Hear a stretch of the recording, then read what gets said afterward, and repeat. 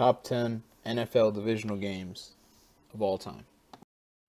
Number 10, an epic showdown. So, 2004, we all knew the Pats were very favorited to really win it all that year. Of course, you had your Eagles there that actually were proving that maybe they can. Maybe that was their year. And going into the divisional round, pretty much, from the scorers table all around, you had Atlanta just beating down the St. Louis Rams. You had the Eagles pretty handily beating the Vikings, and you had the Pats really just annihilating that entire Colts team. And, it was not a pretty Brady Manning bowl. Anyway, this was a pretty great divisional game, one of the only great divisional games of this year, pretty much. And this was the day before the Pats destroyed Indianapolis to go to the AFC Championship game. Divisional games, they're exciting, You're either going to go to the championship and you're one step closer to the Super Bowl, and you're going home, And it sucks to be in that middle place because you're so close from the championship game, yet you're so far away from a Super Bowl title, So it's one of those, you got to step it up, try to prove it for your next opponent, which you face in the AFC Championship game. It's really big. Anyway, this was the New York Jets versus the Pittsburgh Steelers. Again, the Jets, they just won a pretty epic game against the Chargers. You guys probably know that from my list. That is on the list. And, they ended up playing in Pittsburgh against a really upstart Pittsburgh team, followed by having Big Ben, his rookie year pretty much. And you're looking at the entire starters, starting with the Steelers. They had Big Ben, they had Jerome Bettis, fullback Dan Kreider. They also had Plaxico Burress, they had Hines Ward, and Jerome Tumain was the tight end. The offensive line was Marvel Smith, Alan Faneca, Jeff Hardings, Kadrick Vincent, and Oliver Ross. On the defensive side, you had DNs Aaron Smith and Kimo von Oelhoffen, nose tackle Chris Hoke, linebackers Clark Higgins, James Ferrier, Larry Foote, Joey Porter, and secondary Willie Williams, Deshae Townsend, Troy Polamalu, Chris Hope. Jets-wise, you had Chad Pennington at QB. Pretty much what they had was Curtis Martin running back, Gerald Soule, his was the fullback. You had Justin McCarrans and Brian Thomas was your wideouts, as well as having Santana Moss out there and Anthony Becht. And then you had your offensive line, which was Jason Fabini, Pete Kendall, Kevin Mawai, Brandon Moore, and Kareem McKenzie. On the defensive side, you got Sean Ellis. You also had Dwayne Robertson and Jason Ferguson on the nose tackle defensive tackle side. You had linebackers Jonathan Vilma, Eric Barton, Mark Brown. And on top of that, you also had the secondary David Barrett, Donnie Abraham, Reggie Tung, and Eric Coleman. So, like I said, both pretty good teams. They were ready to go. And let's just go into it. First of all, 5 minutes 18 left in the first quarter. Jeff Reed, 45-yard field goal. It's 3-0. A minute 58 into the quarter. Jerome Bettis, 3-yard touchdown run. 10-0 Pittsburgh. Okay. Second quarter. 10 minutes 33 seconds. Jets, Doug O'Brien, 42-yard field goal. 3-10 now. Okay. 3 minutes left. Santana Moss, 75-yard touchdown punt return. 10-10. Third quarter, 3 minutes 52 seconds left. Reggie Tung, 86-yard interception return for a touchdown. Jets up 17-10. Fourth quarter, 6 minutes left. Hines Ward, 4-yard pass from Ben Roethlisberger. Touchdown. It's tied to 17. Overtime, it took all the way to 3 minutes and 56 seconds left to get Jeff Reed a 33-yard field goal to end the game. 17-20 Pittsburgh for their trip to book the AFC Championship. And honestly, that's what makes it exciting. Was that the entire time it was all about defense. It was all about trying to get into the end zone when you can and getting opportunities. And really, it was about how hard-nosed these two teams, they really wanted to get to the championship. And in the end, Pittsburgh was the better one. They got in, and you got to give them credit. So this is number 10. Number 9, offense much? 2011 NFC Divisional Playoffs. It was in San Francisco. It was Saints. It was 49ers. And it was a dandy. It was such a great game overall. You had a very well kind of developed team in San Fran, but you also had the Saints that were fighting for something. They were trying to fight to get back to where they were which was they won the Super Bowl 3 years prior, technically 2 years.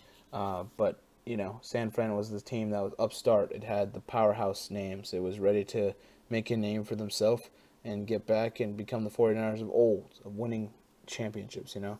And this is exactly what it was. It was Drew Brees versus Alex Smith. It was two defenses that were very acclaimed as being top dogs and getting just bullied by offensive weapons. And it's just, you got to look at exactly what happened.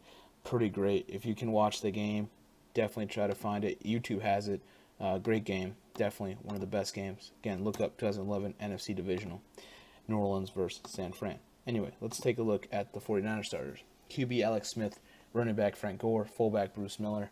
Wideouts, you had Michael Crabtree and Justin Peele, and you had tight end Vernon Davis. Your offensive line, Joey Staley, Mike Iopati, Jonathan Goodwin, Adam Snyder, and Anthony Davis. Your D-line, Ray McDonald, Isaac Sopoaga, Justin Smith. Your linebackers, Ahmad Brooks, Paris Harrelson, Patrick Willis, Navarro Bowman. And your secondary, Carlos Rogers, Terrell Brown, Dante Whitner, and Deshaun Goldson. On the Saints, quarterback Drew Brees, running back Darren Sproles, fullback Jed Collins, wideouts Marcus Colston, Devery Henderson, tight end Jimmy Graham, offensive line Jermon Bushrod, Carl Nix, Brian De La Puente, Jari Evans, Zach Streif. Your D-line, Cameron Jordan, Cedric Ellis, Ubrio Franklin, Will Smith. Your linebackers, Jolan Dunbar, Jonathan Vilma, Sean Shanley, and your corners, Jabari Greer, Tracy Porter, Roman Harper, and Malcolm Jenkins. Again, great defensive names, as you can see, but they got broken down. It was just an offensive game the entire time. So, without further ado, let's go. First quarter, 2 minutes 8 left. Vernon Davis, 49-yard pass from Alex Smith, touchdown, 7-0 San Fran. 41 seconds left. Michael Crabtree, 4-yard pass from Alex Smith, touchdown, 14-0 San Francisco. Second quarter, 14 minutes and 12 seconds. David Akers, 25-yard field goal. It's good. 17-0 San Francisco. 4 minutes and 9 seconds left. Marcus Colston, 25-yard pass from Drew Brees. Touchdown. It's 7-17 New Orleans. I actually got it switched. Sorry. 9 minutes, 32 seconds. Jimmy Graham, 14-yard pass from Drew Brees. Touchdown, 7-17. The Marcus Colston was 14-17. Third quarter, 10 minutes and 36 seconds left. David Akers, 41-yard field goal. Good. 14-20 San Francisco. Fourth quarter, 13:08 left. John Casey, 48-yard field goal. Good. 17-20 San Francisco. 7 minutes, 36 seconds left. David Akers, 37-yard field goal. Good. 17-23 San Francisco. 4 minutes and 2 seconds left. Darren Sproles, 44-yard pass from Drew Brees. Touchdown. New Orleans, 24-23. 2 minutes and 11 seconds left. Alex Smith, 28-yard rush. Touchdown. 2-point conversion. Failed. 24-29 San Francisco. 1 minute, 37 seconds left. Jimmy Graham, 66-yard touchdown pass from Drew Brees. And 2-point conversion, Darren Sproles pass from Drew Brees, 32-29 New Orleans. And with 9 seconds left, 14-yard pass, Vernon Davis to Alex Smith. Alex Smith to Vernon Davis, 32-36 San Francisco. And the Niners win. So that's pretty much, you can see the offense was very scary. It was fun to watch. It was a great game. And just like I said, looking at that whole complexion of it, wow. Like, that was back and forth until literally the end. And it's an exciting playoff game to watch. So, you know, if you get the luxury of seeing it, you need to see it. Pretty good game. Number 8, don't mess with them Fins. So, we're going to jump all the way back. Let's take a step back from 2011. Let's go all the way back to 1971. December 25th, Christmas Day, 1971, the divisional playoff game between the Miami Dolphins and the Kansas City Chiefs in Kansas City. So, pretty much, you know, Kansas City was a favorite for sure. Miami had a great team, and they both had great teams. It's just Kansas City was there. Their crowds are always loud, and they're always ready to go, you know. And honestly, without further ado, let's just take a look at their entire starters. First of all, Chiefs. QB, Len Dawson. Running back, Ed Podolak. Fullback, Wendell Hayes. Wide receivers, Otis Taylor, Elmo Wright. Tight end, Morris Stroud. Offensive line, Jim Tyre, Ed Budd, Jack Rudnay, Mo Mormon, Dave Hill.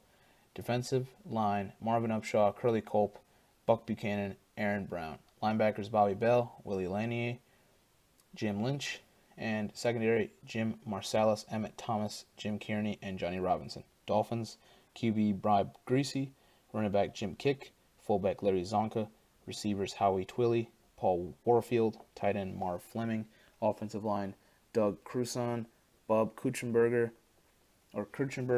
Bob DeMarco, Larry Little, Norm Evans, defensive line Jim Riley, Manny Fernandez, Bob Hines, Bill Stanfield, linebackers Doug Swift, Nick Buoniconti, Bob Matheson, Tim Foley, Curtis Johnson, Dick Anderson, and Jake Scott all round out the secondary. Again, sorry if I mispronounced that name. I'm saying it in a rush. I shouldn't, and I'm very sorry for messing up the names. So if any of them are actually watching this, which I highly doubt, but if they are watching it, I'm very sorry.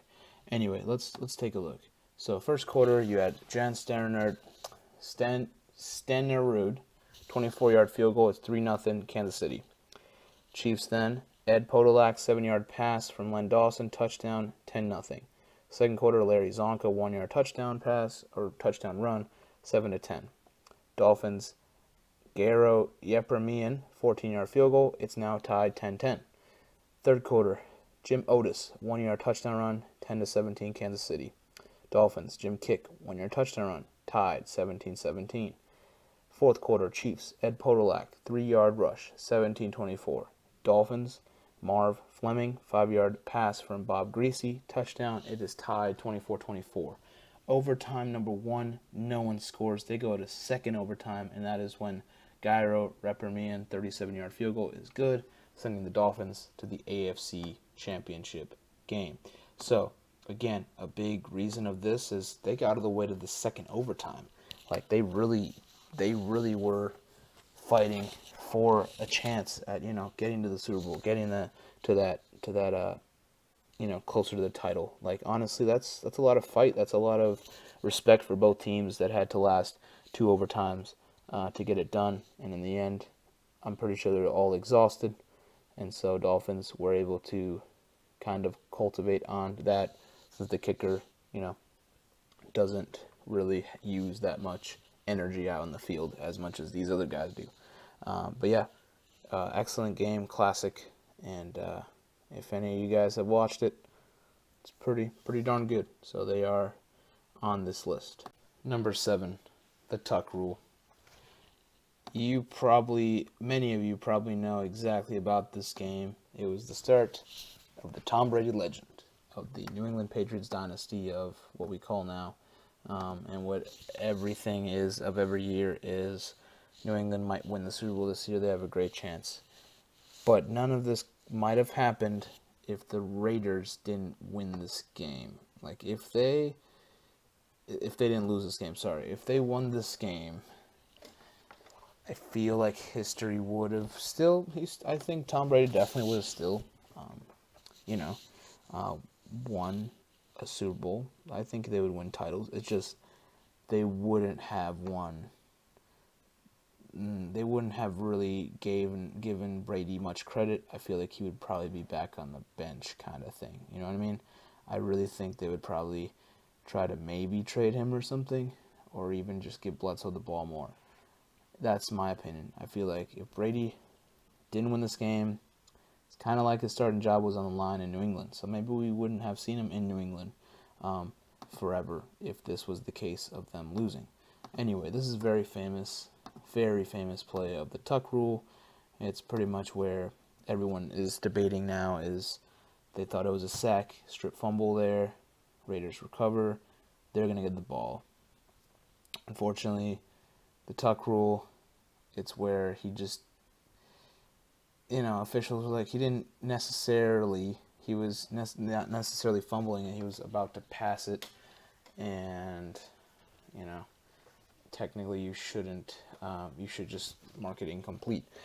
That, to me, is the turning point of the entire game, and, Oakland just didn't have enough to really, I feel like they got drained after that. Like, they thought that call meant everything for them, and I think they should have just played on, and, I feel like they could have been, they could have still won. They still had some good timing in there, but, like I said, it all happens for a reason, and we all know how this turned out. New England winning that call, and it wasn't a fumble; it was a incompletion. And from then on out, New England they believed in themselves. Anyway, let's take a look at their roster, shall we?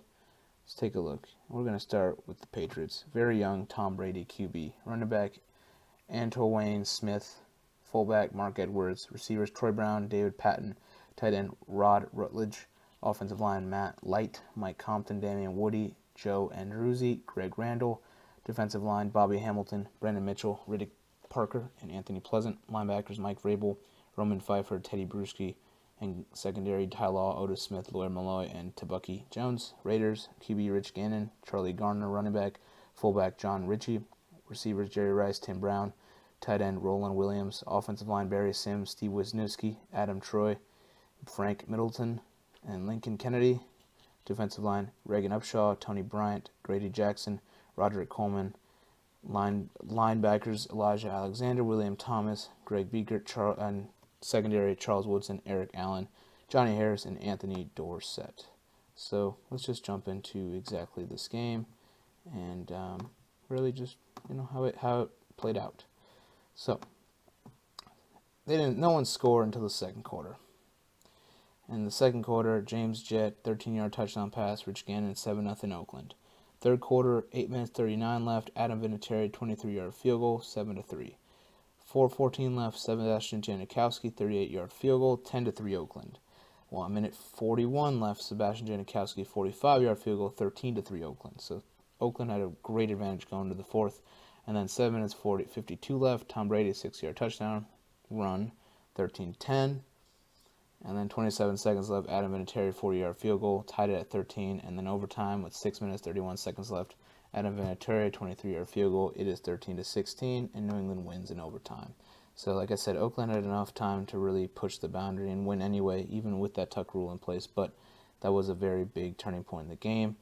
And just a great game, though, because it's controversy, but also the way the game was played. It was a pretty fought out, pretty good game for sure. Number 6, battle at the dog pound. So this was a very, very interesting divisional game. Cleveland was just doing really well this year. The Browns really had a great chance of making it to the Super Bowl, while the New York Jets were trying to prove that they were going to win. They were going to upset Cleveland in Cleveland, and they were pretty darn close to doing it. So give them both credit. They both were fantastic teams, and it was a fantastic game for sure. Now, let's take a look at the Brown starters. Quarterback, Bernie Kosar. Running back, Herman Fontenay. Fullback, Kevin Mack. Receivers, Webster Slaughter and Reggie Langhorne. Tight end, Ozzie Newsome. Offensive line, Paul Farron, Larry Williams, Mike Bobb, Dan Fike, and Cody Rizian. Defensive line, Reggie Camp, Bob Golick, and Carl Harrison. Linebackers, Chip Banks, Eddie Johnson, Anthony Griggs, Clay Matthews. Secondary, Frank Minifield, Hanford Dixon, Ray Ellis, and Chris Brockens. The Jets, quarterback, Pat Ryan. Running back, Freeman McNeil. Fullback, Tony Page. Receivers, Al Toon and Rocky Clever, and tight end Mickey Schuler. Offensive line, Jim Sweeney, Guy Bingham, Joe Fields, Dan Alexander, Gordon King. Defensive line, Marty Lyons, Tom Baldwin, and Barry Bennett. Linebackers, Bob Cradle, Kyle Clifton, Kevin MacArthur, and Rusty Gilbo. And secondary, Jerry Holmes, Russell Carter, Lester Lyles, and Harry Hamilton. So, as you all know, Mark Gaston was not really there in terms of he didn't start the game. He did play some games. He just didn't have that great of a year that year. He was just mostly, I believe he was mostly injured. But I think, he didn't start the game. And pretty much, I feel like if he did, it probably would have changed a lot of what was going on. He was, like I said, a very just a very great defensive end. Honestly, there's not much to say.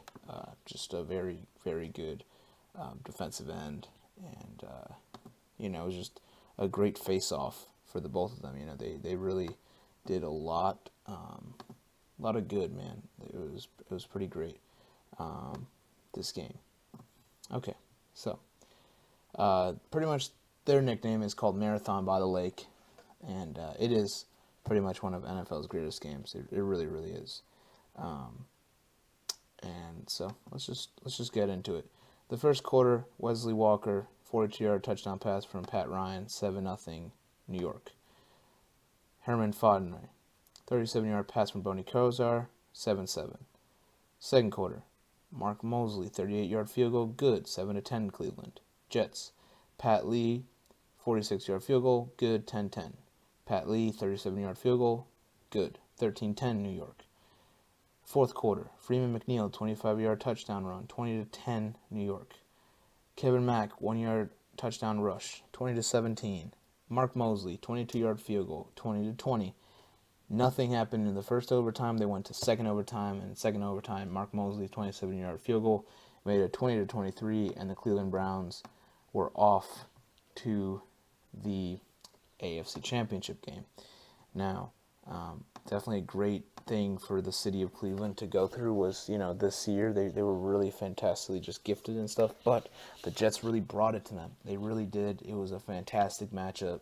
They just seemed like they just both were just super great competitors, and they were both trying to get to the championship game. And in the end, yes, Cleveland did win, but you got to give credit to both of them. And like I said, double overtime, another game that went to double overtime. It's got to be on this list, especially with the magnitude of the playoffs. So, fantastic game.